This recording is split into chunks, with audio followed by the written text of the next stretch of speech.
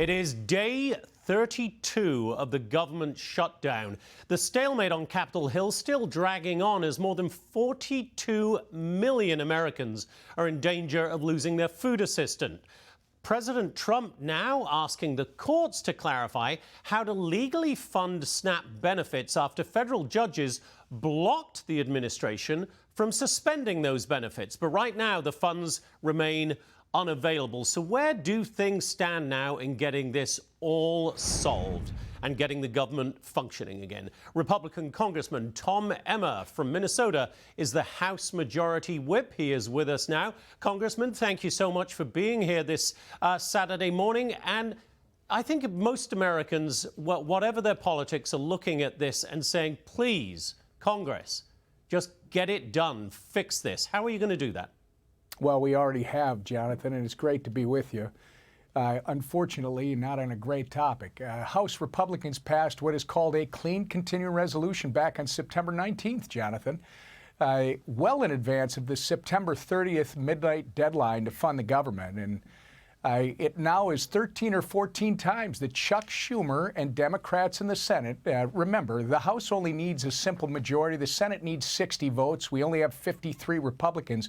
So we need Democrats to get it to the Senate floor. And Chuck Schumer and his Democrat colleagues have refused to give us the votes. So they put all kinds of people at risk. This week, air traffic controllers didn't get a check on Tuesday. Other federal employees didn't get theirs on Thursday and Friday. And as you've just reported, 42 million low-income Americans have their food assistance at risk as of today. Yeah. This has to end, and all they have to do, pass that clean CR. President Trump will sign it tonight. We can be done. So, but Congressman, you need to get basically 5 more Democrats on the Senate side, across the halls from you in the House, to agree to do that. I wonder, you hear the way things are moving there. Do you get any sense right now that more Democrats might be considering jumping to join the Republicans and get enough votes to get that resolution forward? Well, first off, how foolish is this, Jonathan? That clean CR, the same Democrats that you and I are talking about right now, Chuck Schumer and his Senate colleagues, they voted for the same CR just 6 months ago. And by the way, they voted for the same CR 13 times under the Biden administration, which means that Chuck Schumer actually wrote this CR. So what's happening right now? I think we're at the next inflection point. I just went through the air traffic controllers, all the federal employees last Monday. The largest federal employee union, the American Federation of Government Employees. There's 1.4 million, I believe, federal employees in the country.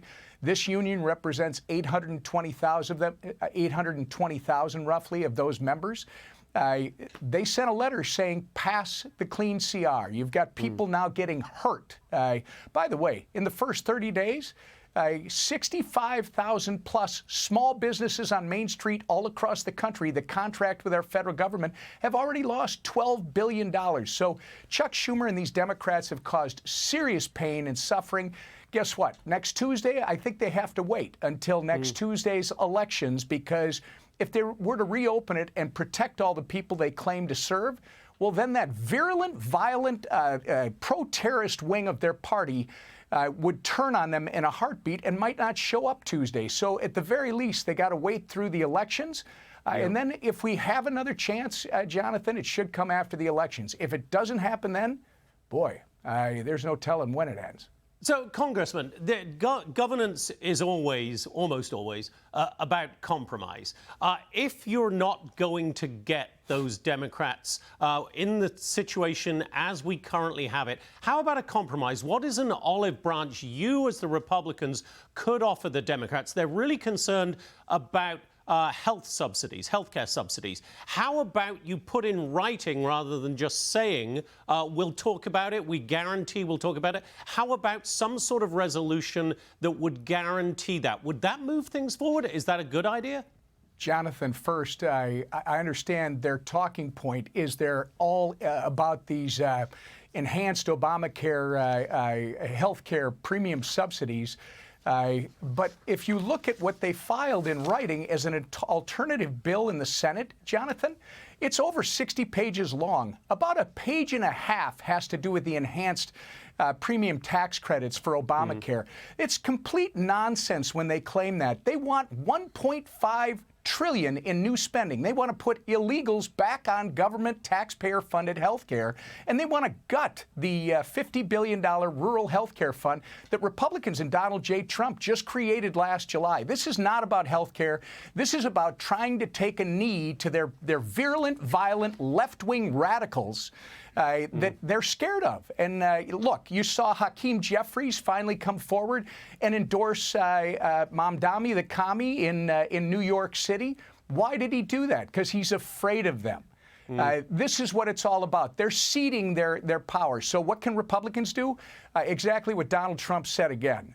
Just pass the clean CR, then we can get back to the negotiating table, which, Jonathan, that's where we were before they shut down the government. I don't know that your viewers know that the House and the Senate both made motions at the beginning of September to go to conference committee on 3 of the appropriations bills. The House has passed all 12 out of committee.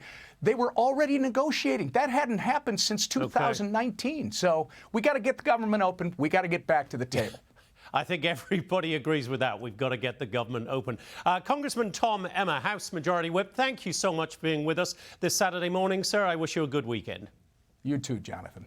I'm Steve Ducey. I'm Brian Kilmeade. And I'm Ainsley Earhart. And click here to subscribe to the Fox News YouTube page to catch our hottest interviews and most compelling analysis.